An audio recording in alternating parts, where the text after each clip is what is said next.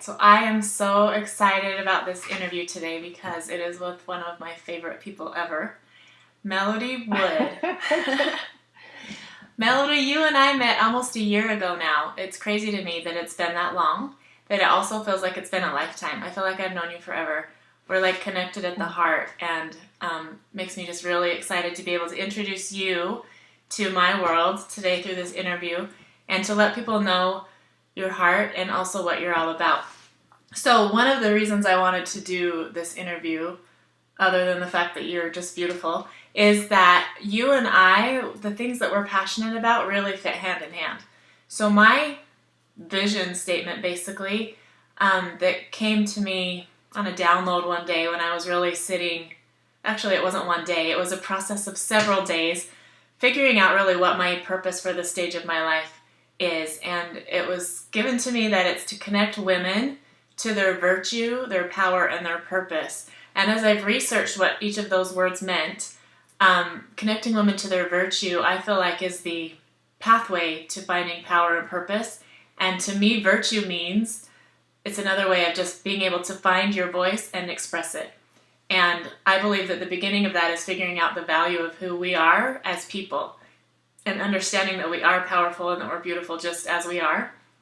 And so my program, my vision that I've created spells out the word voice. It starts with value, like I said, openness, intention to act, and then clearing, which is clearing out old beliefs, clearing out a lot of stuff from our lives to make room for the beautiful things that are there waiting for us, and then expression. And what you do, right, is help people with the clearing process. So just as an introduction to why I think we really fit together so well, besides just the fact that we're sisters from the heart, is that clearing part that you are just so masterful about. And so what I would like to ask you first is just to introduce who you are. Let us know a little bit about Melody. Let us feel your heart. And then if you would just share with us what it is that your purpose is and how you go about it and what it means to you. I'll just let you just go from there. How's that? Okay, great. Awesome.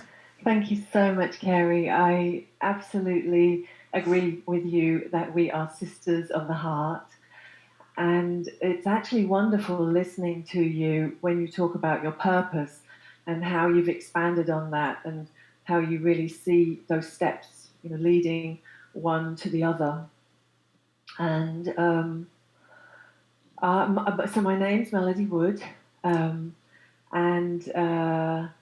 until really preparing for this interview, and as a part of the process of the work that we were doing a year ago when we met, and we came back from Australia together, we roomed in Australia, and we came back and we were both working with my brother David and Lisa Nichols, and they gave us this homework to do, which was to make a goal and to name the steps we needed to take to achieve that goal. And from that day until last night, when I wrote to you and I gave you my new, what would we call it? My new life description of the work that I do. Until then, how long has it been, Carrie? Since May. Since we came back from Australia. And then May. That was May when we came back. And how long is it since we had that first homework? It was a month later, wasn't it? Oh, yes, it was. Yeah, we started I think it was a month later. So it's been from June. This is how long it's taken me to be able to rename myself. So I wanted to make that clear because the thing is that we get very hung up and very stuck into what we think we are. And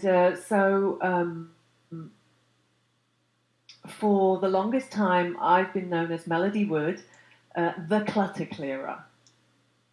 And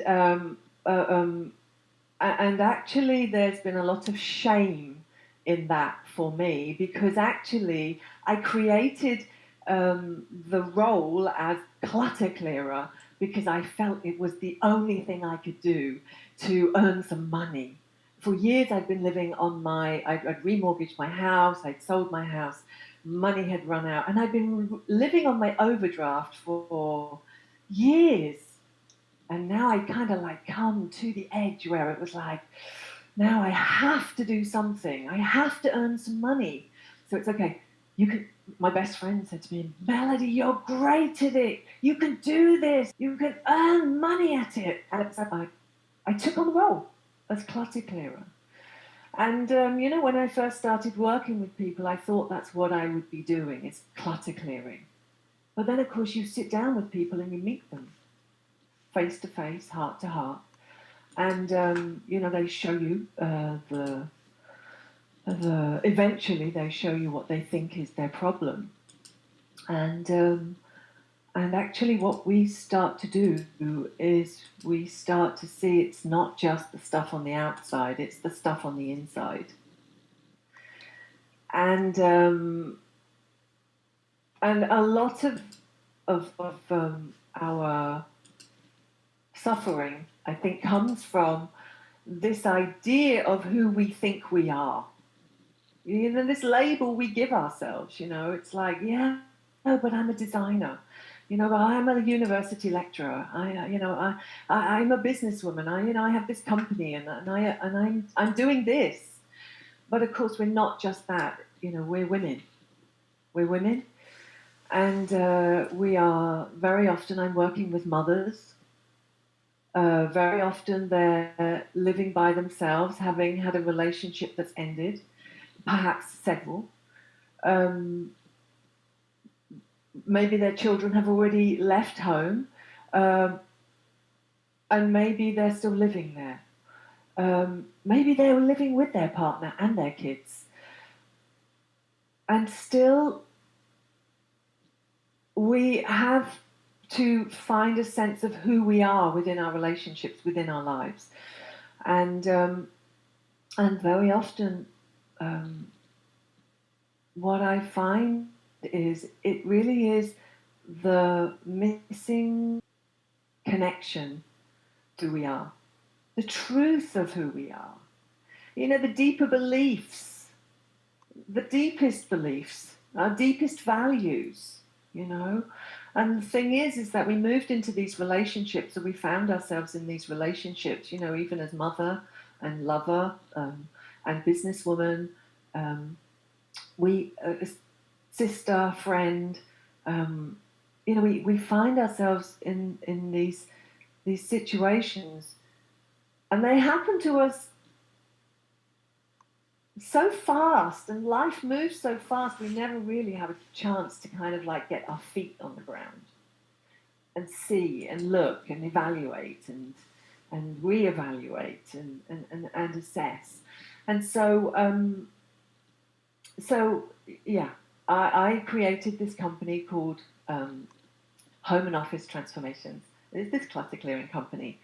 And of course, what everyone said to me is when I started to talk about, yeah, but how do I fit that with my shamanic healing? How do I fit that with my craniosacral healing? I started studying both. They came into my life in 2004. They were my healing modalities. They were the healing modalities that helped me to heal from not just my suffering, but to open my heart and to grow and to become this incredible woman that I've become today. Very much part of my consciousness. But of course, everybody's saying to me, oh, no, you can't. You can't bring those into your life because it's too woo-woo. People won't understand. So I hid that part of myself. And so I'm a poet and created this story about this healing journey. From the brokenness of a human being, the total brokenness, the loss of one's spirit, the loss of one's dignity, the loss of one's sense of self, the loss of one's being in the world and feeling of belonging in the world. Right the way through to this recognition of who I really am. And of course, I was the protagonist.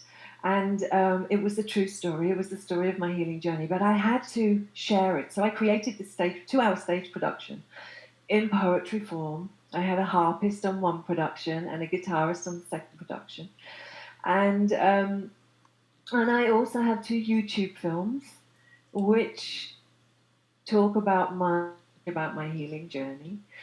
And one is a poem. It's a prayer to the waters of the world, and so there were these aspects of myself which somehow got lost in the clutter clearing. And so when we came back from Australia and we were told this was now our homework, we were doing Trainer 2, for anybody who doesn't know. That was the name of our training. And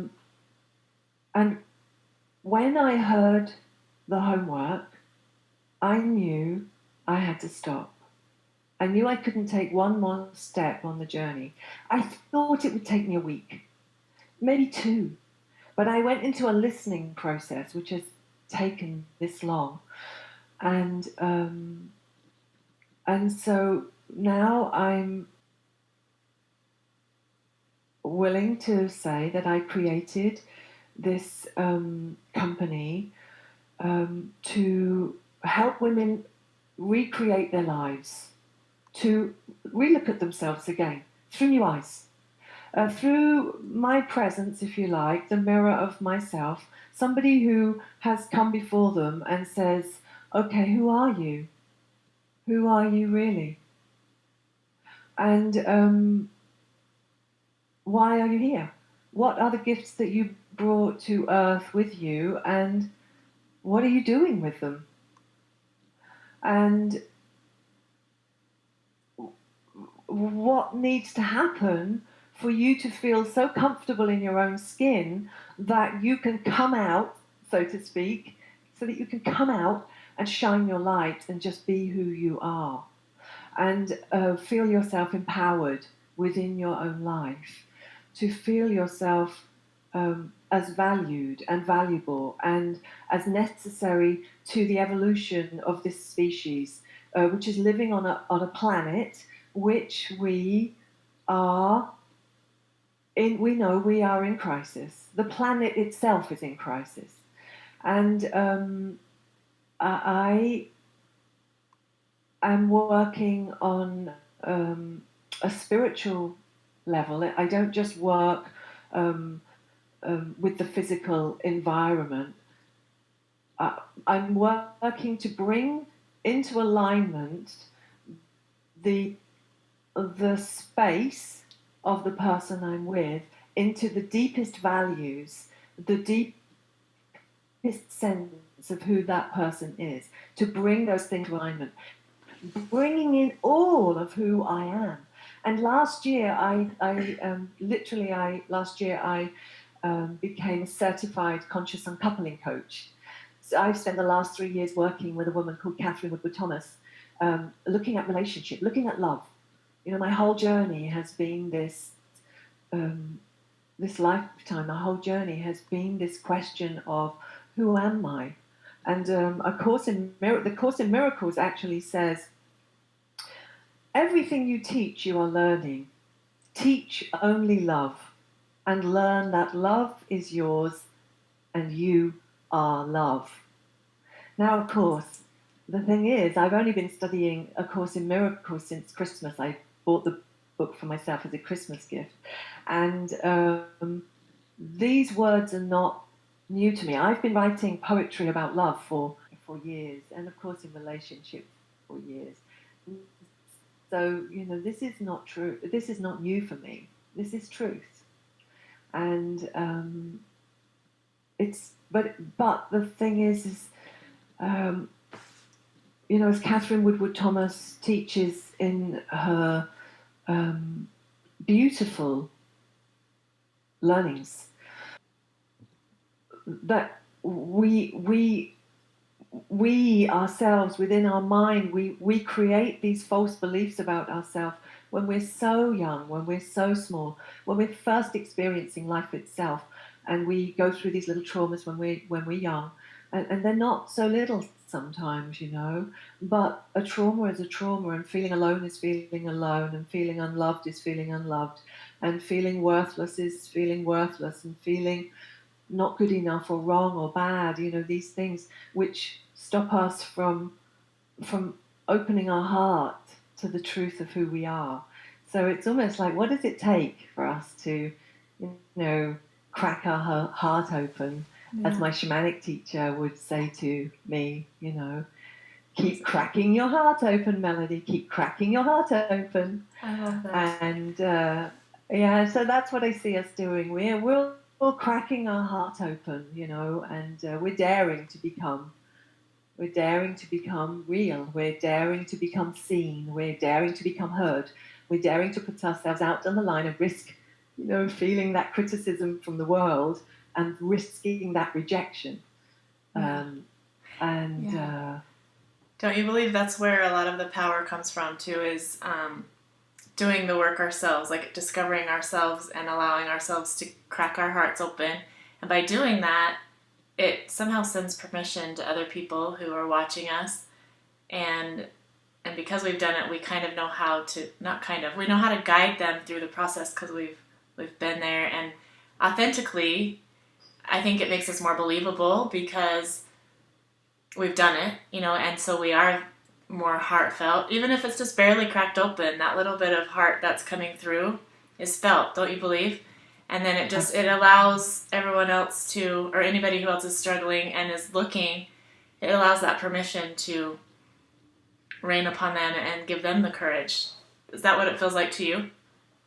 Absolutely. And this is one of the things, that I say, when I'm working with somebody and they're struggling with their teenagers, and or they're struggling with their kids, or they're struggling with their partners, but especially children. I really want to make the point about children here, is because we tie ourselves up in knots in that. And what I say is, let's work on ourselves, and the miracles that will happen just as a result of changing our own vibration, our own field, our own psyche, our own standing and way of being in the world, that presence, that we feel when we're with someone who has the courage to just be real.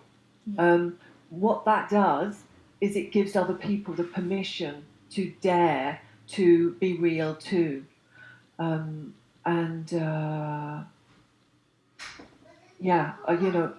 Always, I have to say to people, have faith. You just keep doing the work, and you'll watch the changes happen in your life. They will just happen by osmosis. But also very much, we really, there's many levels that we can give people permission to dare to take that step to crack open their heart, because as you say, once we've been there, once we've done it ourselves, we know that learning to fly is just a leap of faith. We know that. In the end, we begin to learn that. We begin to see that. That was really that was the one message that I saw at the beginning of my healing journey 17 years ago.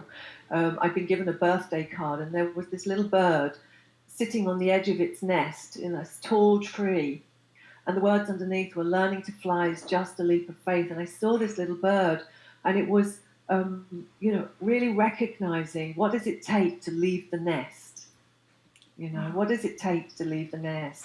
And, for much of my life, I remember when I was a child, somebody would ask me if I wanted a biscuit, and I was one of those kids who would, look up to my mum and let her answer for me. It was like I needed permission. I remember there was a time, I was in a relationship with this guy, and I wrote the best poetry that I ever wrote while I was with him.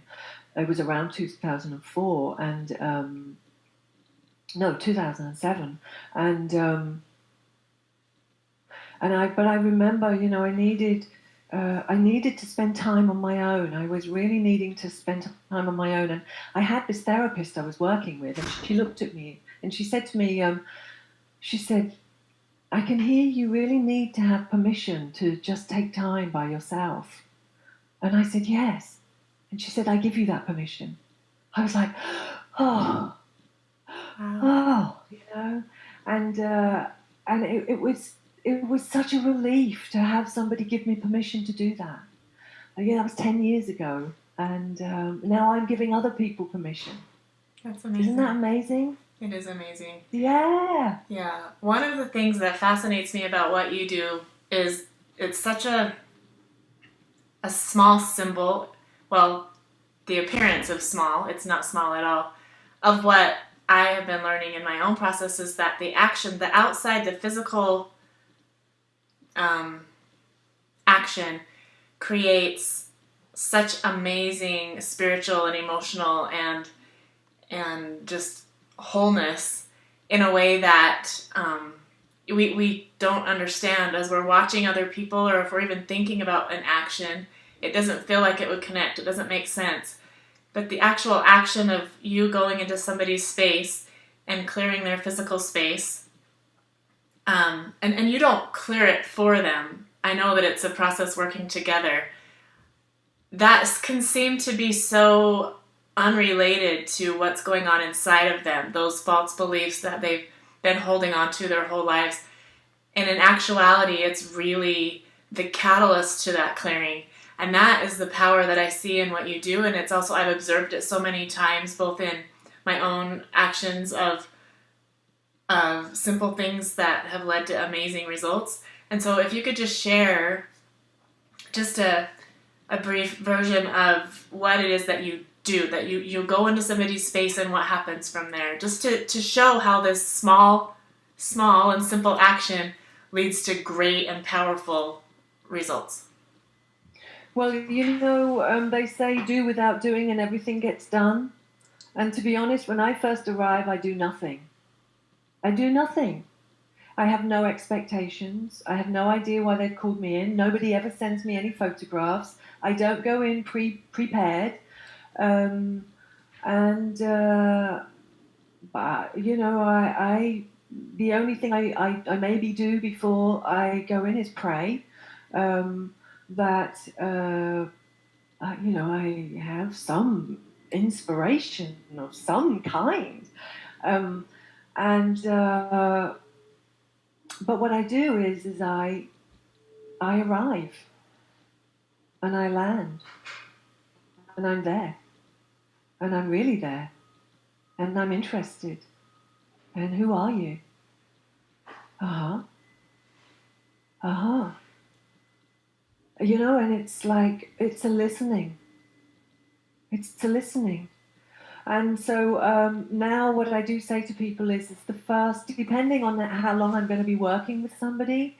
But for instance, when I was in Germany last time, a woman, one of my clients took me to meet a friend of hers who, she wanted me to meet her. And so we went round for coffee together. And she asked me, what I do. And and I said, I listen. And and she wanted me she paid for me to extend my flight, so I stayed an extra 2 days in Munich, and I went to see her, and we sat down for half a day. I was only there 2 days, but I sat down with her for half a day, and we talked about who she is and what she wants, what her vision, and what does she want to, what would she need to in 5 years' time, 10 years' time, to really feel like she has made it, like to feel really secure within herself, to be really happy within herself, to feel confident within her world, to feel like she is comfortable in her own skin. What are the things, and what are the things that hold her back? And the biggest job. She wants me to help her with the whole house. She feels like she can't breathe in her house. Let me tell you, in a 4-story house, she has one picture on one wall, and that one picture her mother put on the wall. You know, and I find this is not, I don't always work with people with lots of stuff. Sometimes I'll go into places and they have a little mountain somewhere, but actually the place feels very empty and cold. It's almost like there's a disconnection. And of course, there's a disconnection where there's a mountain of stuff, and there's a disconnection where there's nothing. There's this emptiness. And but anyway, we went down into her cellar. There's a sizable amount of stuff there, and this is in the morning where we're just talking. And what happens is that she freezes. She can't bear to be in there. And so we look. It's okay. So where's the feeling? What's the feeling? And I've adapted a process of Catherine Woodward Thomas's, my conscious uncoupling teacher, and I've adapted that for my own work, because it's the way that I've taken her process and I've adapted it for myself. And I work with myself, and so I work with it this way. But at the end of the day, she didn't feel safe. She couldn't feel safe, and it went back to when she was very small. And so this is where we start. And so what I do is I do process-oriented clutter clearing. It's process-oriented clutter clearing. And it's very spiritually rooted, as I say, to bring the soul and the spirit into alignment with the physical. Because actually, knowing from my own experiences of the violence, that I experienced growing up, and through my shamanic work and healing practices, is that aspects of the soul can get severed, from a human being. And we need to reintegrate parts of ourselves, because actually what we do is sometimes we push things away unconsciously, and sometimes actually we drop parts of ourselves along the way. And so what I see my job as doing is actually I'm not just clearing. The clearing happens, but it happens as a natural part of the process of actually restoring a human being to its full self. Does that make sense? It does. It's amazing. It's amazing. I love listening to you tell your stories about that, because I felt it in my own processes. And, when I clear my closets, when I need to clear my mind, I go clear a closet. And that's always been something that I've been able to connect within myself. Listening to you explain the process helps me to understand why it works and what's happening inside of me. And I just think it's so beautiful. I really love listening to you speak. First of all, your voice is so soothing. I could listen all day. Wow. You have this power about you that is just incredible. And I can imagine the power that you have when you're working with people one-on-one. Actually, I've experienced it a little bit. And so I am just really excited to share you, Melody, with the people in my world. And as we're closing, I just wondered if there's anything else that you would like to say that you felt like you've left out. And also I would like you to tell people how they can find you, how they can connect with you. Okay, thank you very much. Well, I think if I wanted to say one thing, I would like to bring my work into a clearer alignment with your own work, because it was 2007, actually, when I knocked on my sister's door in Germany, and my brother had actually just died. Alan had just died, and it was a terrible shock to me. And I knew I had to speak at his funeral, and I knew I had to find a way of talking about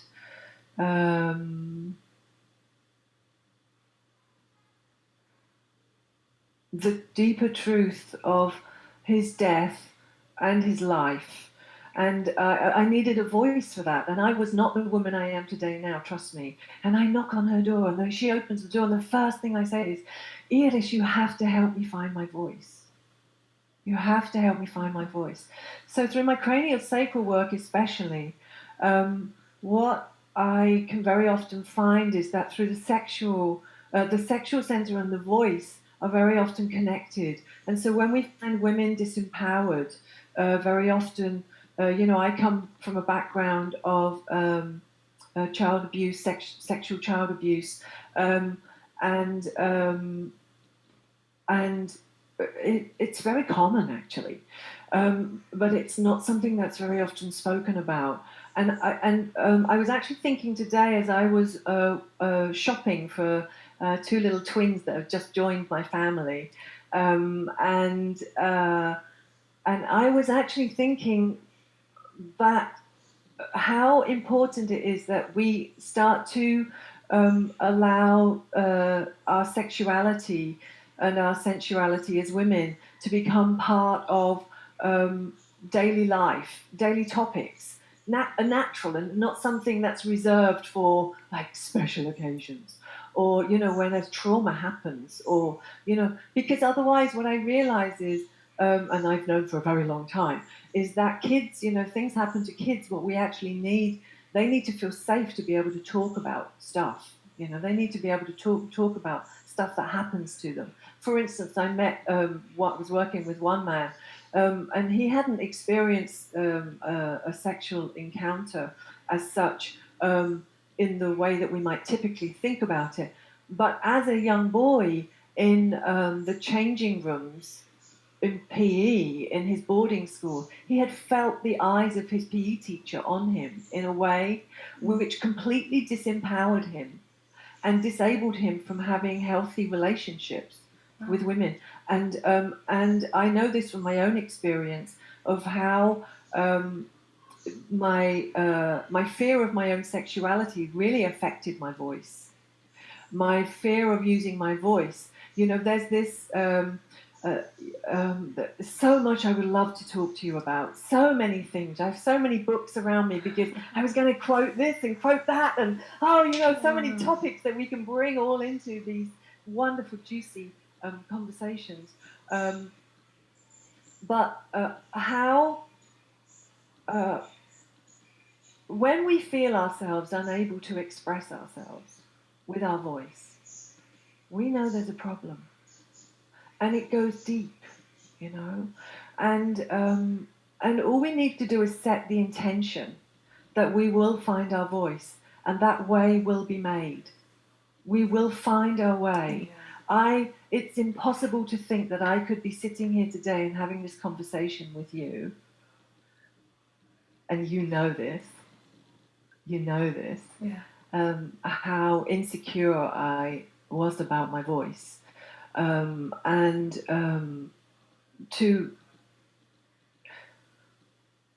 have a voice in the world, we need women. We need every woman on earth to have her voice in the world. Yes. We need Corinna Gore, Al Gore's daughter. She was speaking at the Sister Giant conference on the 2nd to the 4th of February. I don't know which day it was. Marianne Williamson had created this spiritual, the blending of spirituality and politics together, because she said women can now no longer afford to turn a blind eye to politics, because politics actually is the expression, the collective expression of our values. And I heard that. And so I joined Sister Giant, and I'm still listening. But Corinna Gore, she says, we must have a change of value system so we can count the things of real value. And one of those things, the first thing is us ourselves. Mm-hmm. Each and every one of us.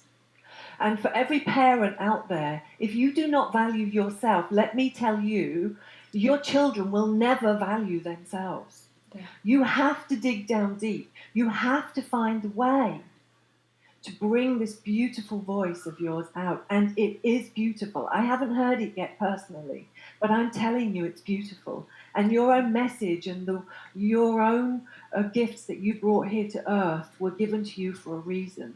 And this world is not going to change without each and every one of us stepping up and becoming the women that we were born to be. And so I can only say to you that the work that you're doing, Carrie, to help women find their voice, to empower women to find their voice and their purpose and their virtue. I mean, the virtue, the stories I could tell you about, my healing journey, most of my healing journey, when a child is raped and you lose that sense of virtue. You lose your sense of innocence in the world. You lose your sense of beauty. And we have to find that virtue again, and we can. Okay. And so, that's one of my YouTube film, Breaking the Spell. Very much it's talking about, nothing that can happen to us can ever take away our dignity and our virtue. And we have the responsibility to heal ourselves, and one of the ways that we can know if there is anything that needs healing in ourselves, it's to hear when our voice doesn't really express ourselves. Now, and also we may be very confident and we can speak, but can we express our softness? Can we express our vulnerability? Can we express transparently our feelings, our needs and desires?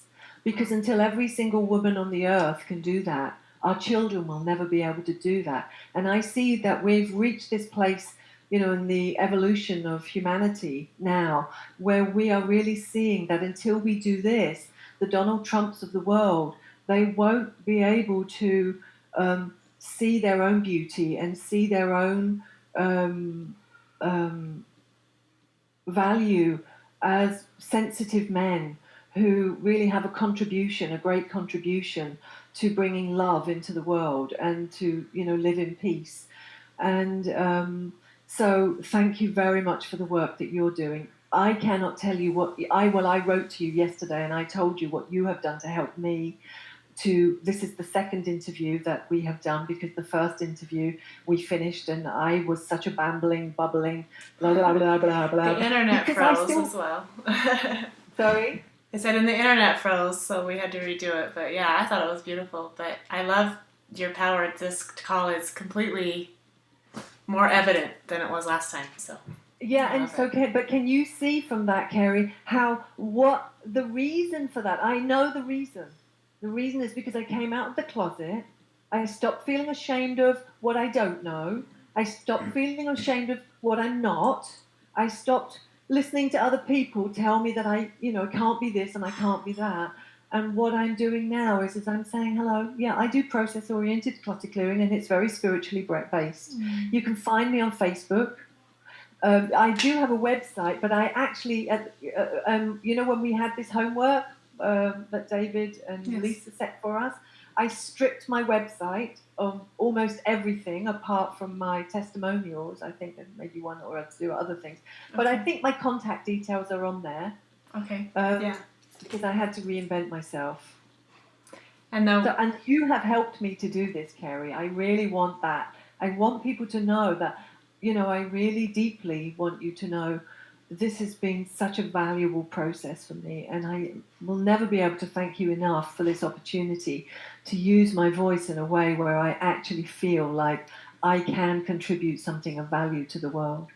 Oh my goodness, you most definitely do. So thank you so much. Like I'm on the verge of tears right now. So tell us your Facebook page or your website, just how we can find you, your contact information. So it's homeandofficetransformations.co.uk. Okay. Home and A-N-D, right? Not the S for N. Okay. Yeah, great. A-N-D. Awesome. Yes. Well, we'll make sure that, excuse me, that gets posted and that people can reach out and get to know Melody. And Melody, during this interview, I had a strong feeling that someday we'll work together, and I'm excited about it. So. Oh, that would be so... Well, I've been thinking the same thing. Wow. I'm excited about it. So Let's anyway, we'll hold that talk vision. more. Yes, I'm holding it already. It's in my heart. So thank Have a you beautiful so evening. much. You too. I'm gonna have a beautiful full day. We're just so everybody knows, if there's any breaks in the internet, there's a few pauses here and there. We're speaking overseas. I love the beauty of The technology. other side of the world. Yes, it brings you right into my office, and it just feels so incredible. Like I've been on the verge of tears the whole time. So anyway, I'm grateful for everything. I'm grateful for you. I'm grateful for this time we've had, and I'll just say toodles, and we'll talk again soon. Thank you, darling.